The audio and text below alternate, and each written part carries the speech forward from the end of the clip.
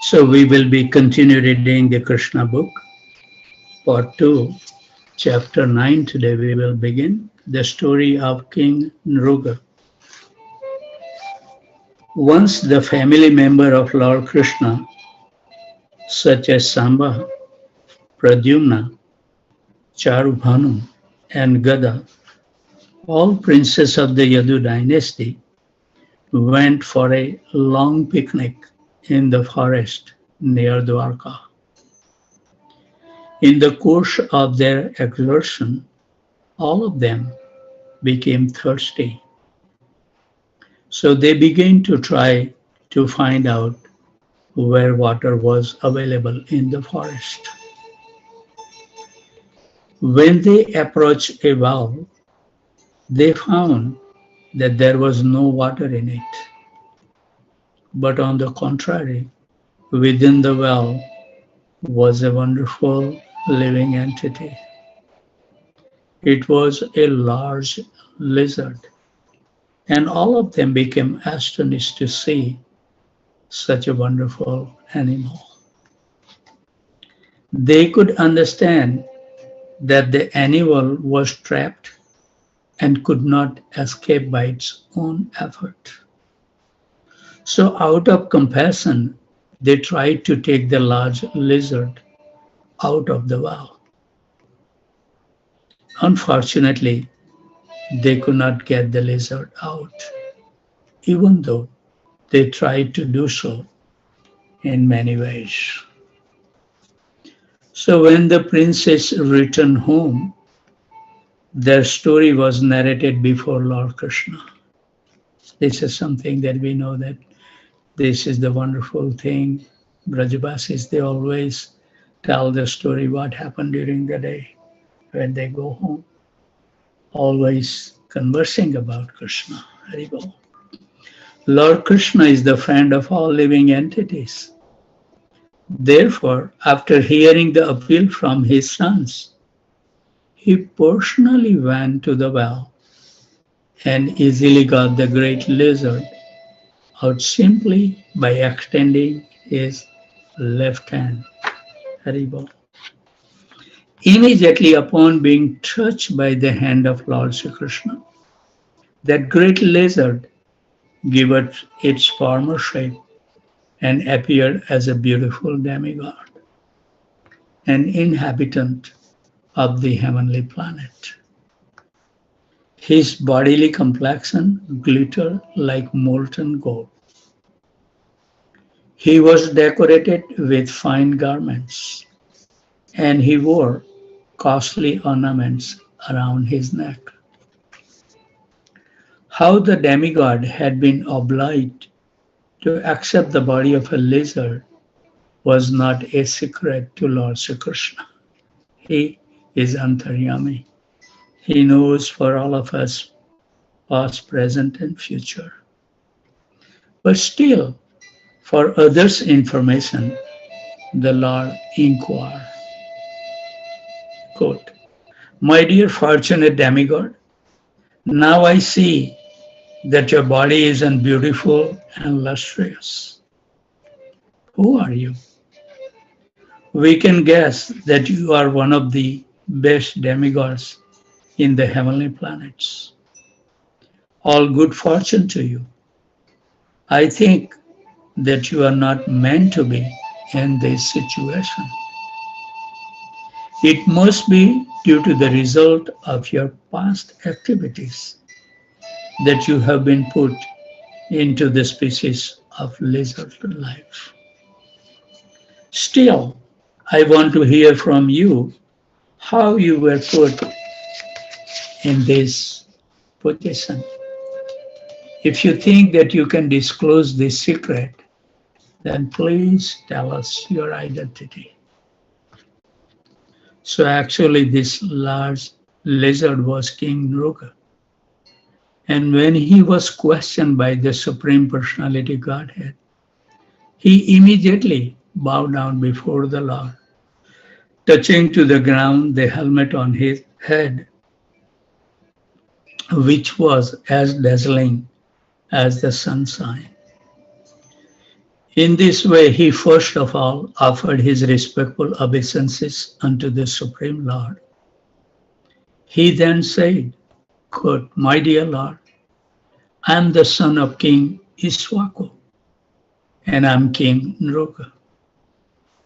If you have ever taken account of all charitably disposed men, I am sure that you must have heard my name. My Lord, you are the witness. You are aware of every bit of work done by the living entities, past, present, and future. Nothing can be hidden from your eternal cognizance. Still, you have ordered me to explain my history, and I shall therefore narrate the full story." Unquote. So King Nrug proceeded to narrate the history of his degradation caused by his karmakand activities. He was very charitably disposed and had given away so many cows that he said the number was equal to the amount of dust on the earth, Haribol, the star in the sky, and the rainfall. Who can count this thing? How rich he must be.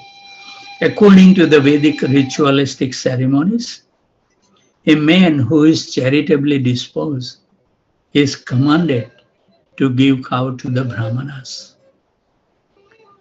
From King Nruga's statement, it appears that he followed this principle earnestly.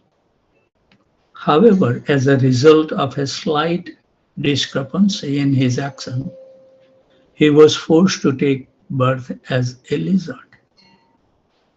Therefore, it is recommended by the Lord in the Bhagavad Gita that one who is charitably disposed and desires to derive the benefit of his charity should offer his gifts to please Krishna.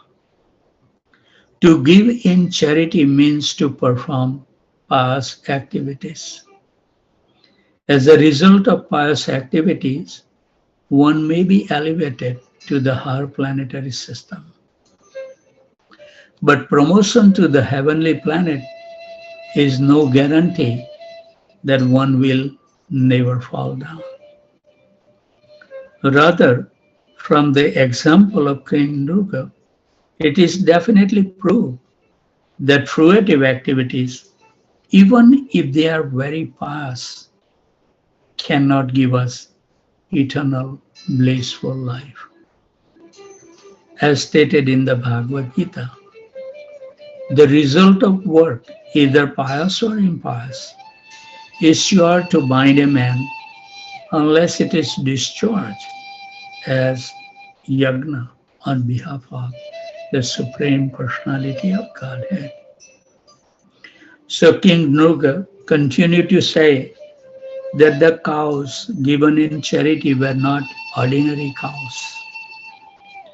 Each one was very young and had given birth to only one calf. They were full of milk, very peaceful and healthy. All the cows were purchased with money that had been earned legally.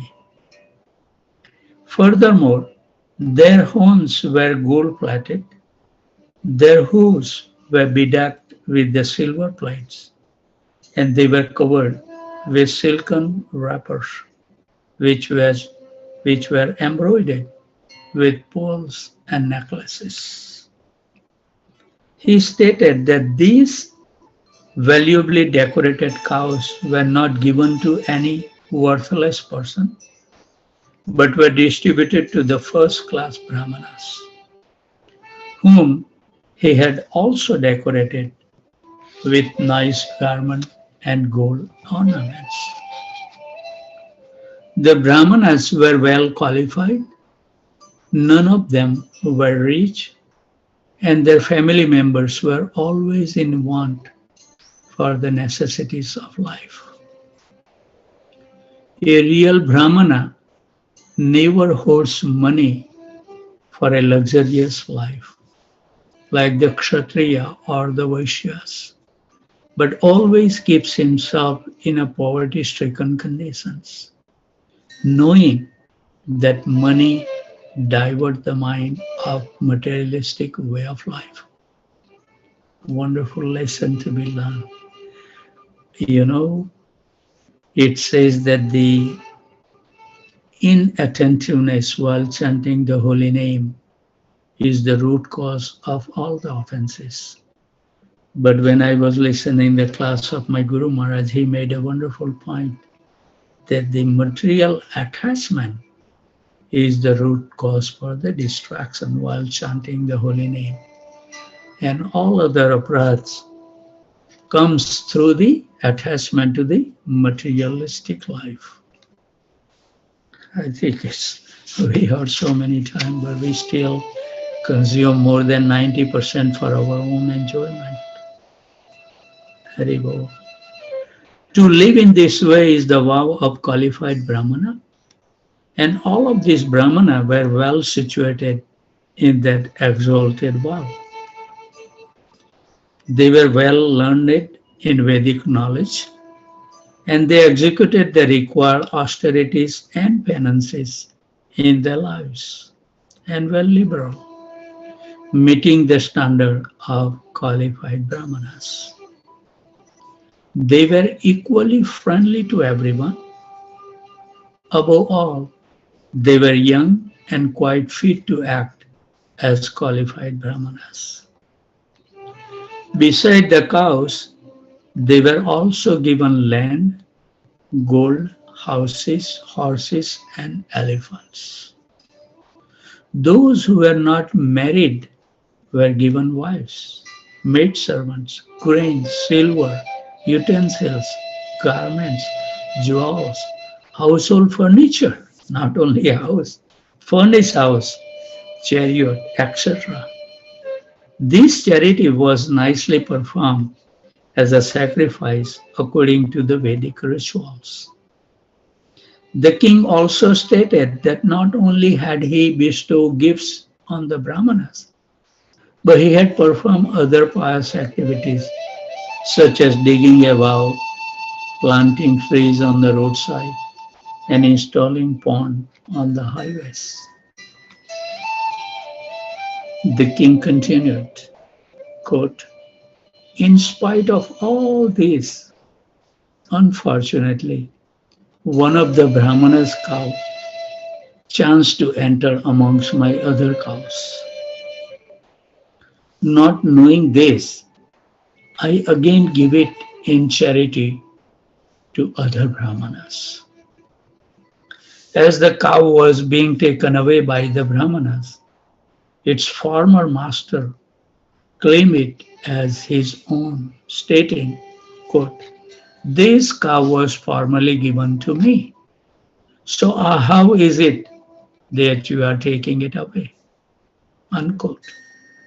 Thus, there was arguing and fighting between the two Brahmanas. And they came before me and charged that I had taken back a cow that I had previously given in charity. To give something to someone and then to take it away is considered a great sin, especially in dealing with a Brahmana. When both the Brahmanas charged the king with the same complaint, he was simply puzzled as to how it had happened. Therefore, with great humility, the king offered each of them 100,000 cows in exchange for the one cow that was causing the fight between them. 100,000 cows. He prayed to them that he was their servant and there had been some mistakes. Thus, in order to rectify it, he prayed that they would be very kind upon him and accept his offer in exchange for that cow. The king fervently appealed to the Brahmanas not to cause his downfall into hell because of these mistakes. A Brahmana's property is called Brahmaswa, and according to Manu's law, it cannot be acquired even by the government. Both Brahmanas insisted that the cow was theirs and could not be taken back under any conditions. Neither of them agreed to exchange it for the 100,000 cows. This Brahmana is something. Thus, disagreeing with the king's proposal, both Brahmana left the palace in anger, thinking that the lawful position had been usurped. So after this incident, when the time came for the king to give up his body, he was taken before Yamaraj. Every one of us, if we don't take complete shelter, will be facing the same situations. The superintendent of that. So Yamaraj asked him whether he wanted to first enjoy the result of his pious activities or first suffer the result of his impious activities. Yamaraj also hinted that since the king had executed so many pious activities and charities, the limit of Nruga's enjoyment would be unknown to him. There was practically no end to the king's material happiness. But in spite of this hint, he was bewildered. He decided to first suffer the result of his impious activities and then to accept the result of his pious activities. Therefore, Yamaraj immediately turned him into a lizard. So King Nruga had remained in a well as a big lizard for a very long time. He told Lord Sri Krishna, quote, "In spite of being put into the degraded condition of life, I simply thought of you, my dear Lord, and my memory was never vanquished," unquote. It appears from this statement of King Nruga that persons who follow the principle of fruitive activities and derive some material benefits are not very intelligent. Being given the choice by the superintendent of death, Yamaraj, King Nruga could have first accepted the result of his pious activities. Instead, he thought it would be better to first receive the effect of his impious activity and then enjoy the effect of his pious activities without disturbance. So on the whole, he had not developed Krishna consciousness. The Krishna conscious person develops love of God, Krishna, not love for pious or impious activities. Therefore, he is not subjected to the result of such action. As stated in the Brahma Samhita, a devotee, by the grace of the Lord, does not become subjected to the resultant reactions of fruitive activities. Somehow or other, as a result of his pious activities, King Nruga had aspired to see the Lord. He continued to say, quote, "My dear Lord, I had a great desire that someday I might be able to see you personally. I think that my tendency to perform ritualistic and charitable activities, combined with this great desire to see you personally, has enabled me to retain the memory of who I was in my former life, even though I become a lizard. Into the parenthesis, such a person who remember his past life is called Jati Smara, parenthesis over. Quote, my dear Lord, you are the super soul seated in everyone's heart. There are many great mystic yogis who have eyes to see you through the Vedas and Upanishad. In order to achieve the elevated position of being equal in quality with you, they always meditate on you within their hearts.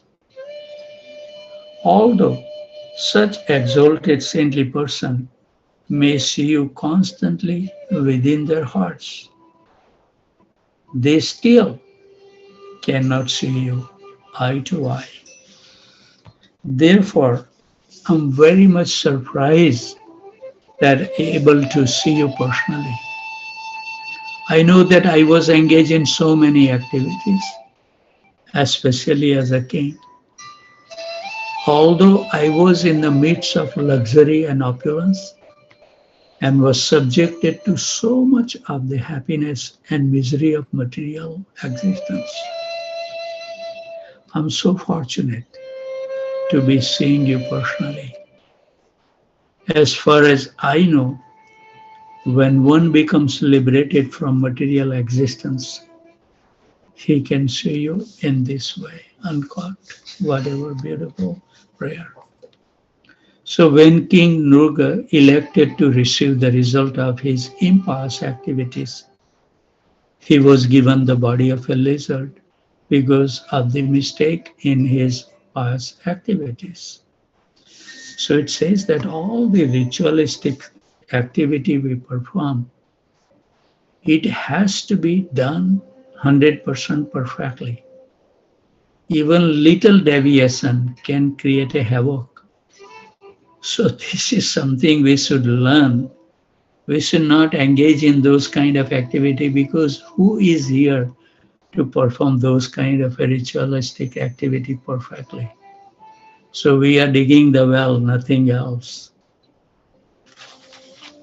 But we can chant the holy name in any circumstances with no rules, no regulations. This is the boon that Chaitanya Mahaprabhu has bring it to us. No rules and regulation in chanting the holy name. What a great boon in the age of Kali. So he was given the body of the lizard because of his mistake in his pious activity. Thus, he could not be directly converted to a higher status of life like a great demigod. However, along with his pious activities, he thought of Krishna. So he was quickly released from the body of a lizard and given the body of a demigod. By worshipping the Supreme Lord, those who desire material opulences are given the bodies of powerful demigods. Sometimes these demigods can see the Supreme Personality Godhead eye to eye, but they are still not yet eligible to enter into the spiritual kingdom, the Vaikuntha planets. However, if the demigod continue to become devotee of the Lord, the next chance they get, they will enter into the Vaikuntha planet. So having attained the body of a demigod, King Nruga continued to remember everything. And he said, again, quote, my dear Lord, you are the Supreme Lord and are worshipped by all the demigods. You are not one of the living entities, but you are the Supreme Person, Purushottam. You are the source of all happiness to all living entities. Therefore, You are known as Govinda. You are the Lord of those living entities who have accepted a material body and those who have not yet accepted a material body. Into parentheses, among the living entities who have not accepted a material body are those who are hovering in the material world as evil spirit or living in a ghostly atmosphere. However, those who live in the spiritual kingdom, the Vaikuntha Lokas, have bodies that are not made of material elements. The parenthesis over. Quote, he is praying, you are my Lord, infallible.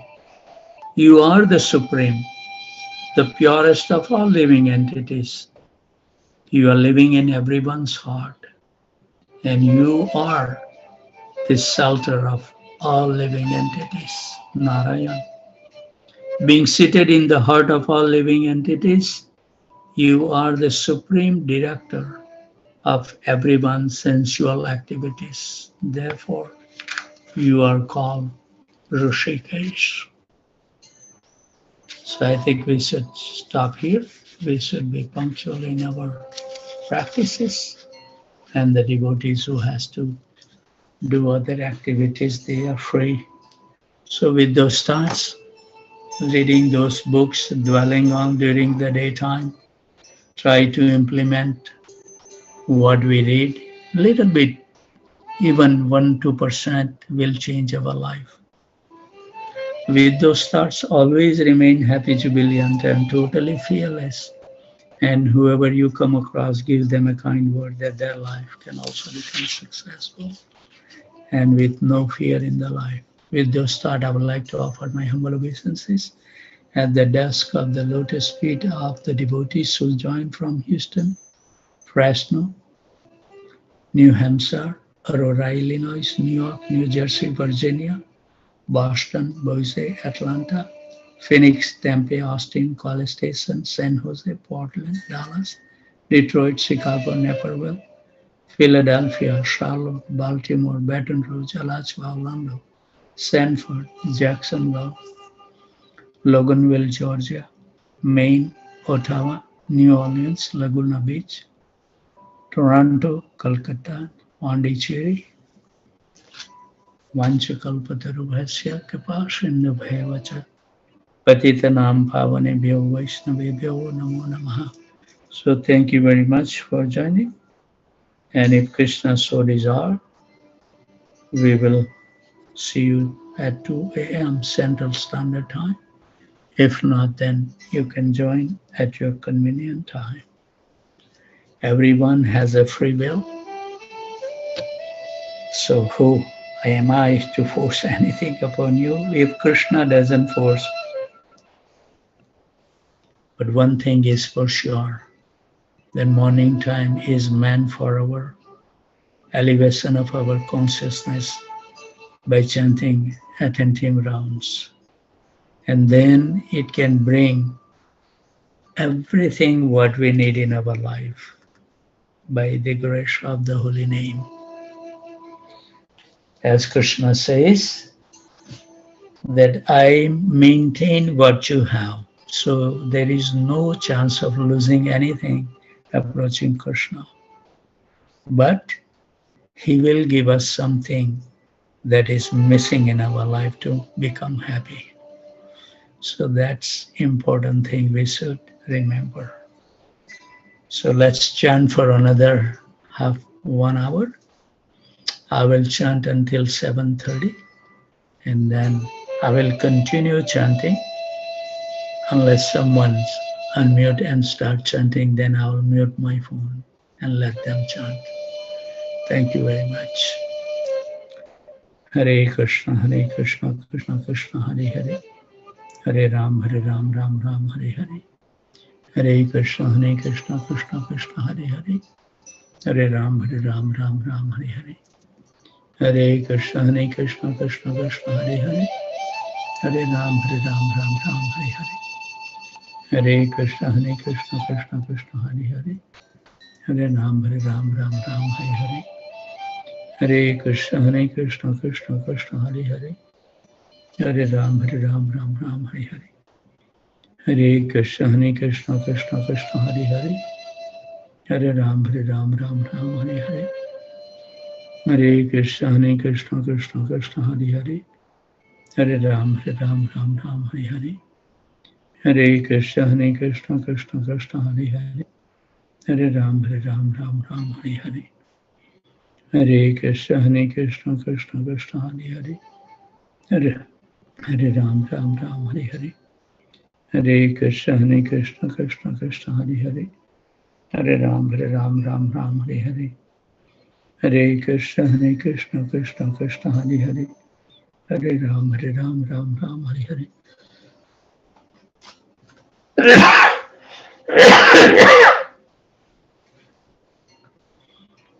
Hare Krishna, Krishna Krishna, Hare Hare. Hare Ram, Ram Hare Hare. Hare Krishna, Krishna Krishna, Hare Hare. Hare Ram, Ram Hare Hare. Hare Krishna, Krishna Krishna, Hare Hare. Hare Ram, Ram Hare Hare. Hare Krishna, Krishna Krishna, Hare Hare. Hare Ram, Ram Hare Hare. Hare Krishna, Krishna Krishna, Hare Hare. Hare Ram, Ram Hare Hare. Hare Krishna, Krishna Krishna, Hare Hare. Hare Ram, Ram Hare Hare. Hare Krishna, Krishna Krishna, Hare Hare. Hare Ram, Ram Hare Hare.